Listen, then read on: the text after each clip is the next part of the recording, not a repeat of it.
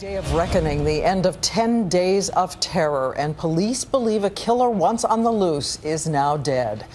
These images tell the story. The charred foundation, all that's left of a cabin in the woods, set ablaze. And police believe that Christopher Dorner was inside. While in another part of Southern California, police gathered to lay one of his victims to rest, one of their own. His widow, in a moving embrace by his casket covered with a flag.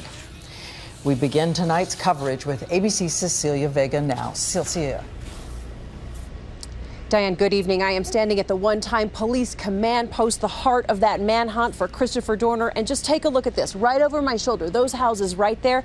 We now know that's where Dorner was holed up just as of yesterday. Neighbors telling us he very well may have been hiding in plain sight.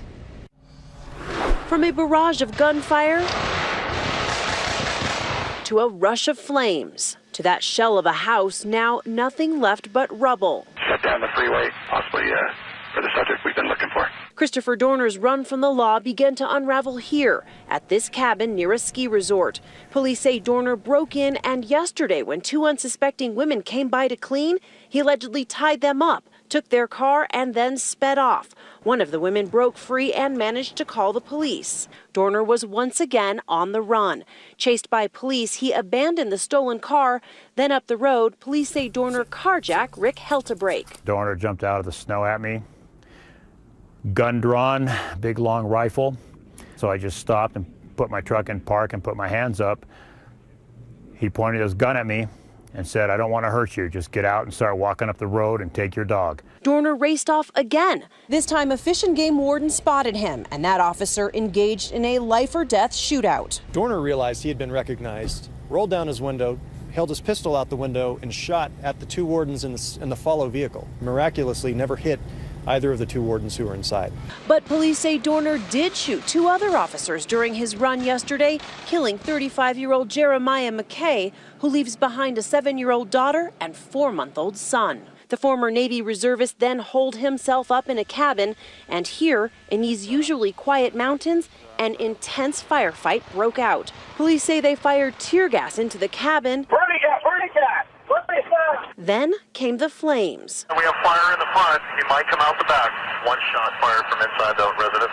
By nightfall, the cabin burned to the ground, and inside, authorities say they discovered a lone, charred body. Authorities now turn their attention to forensic tests to positively identify that body. 12 Los Angeles Police Department families remain under police protective watch, fearful of Dorner's threat to go after them, Diane, and I'm sure that fear will remain until that positive identity on that body comes back. All right, Cecilia, thank you. And I want to bring in ABC Chief Justice Correspondent right now, Pierre Thomas, who's been working the phones to learn more about the power of Dorner's weapons. What have you learned, Pierre? Good evening, Diane. Sources say facing Dorner was like facing a hitman.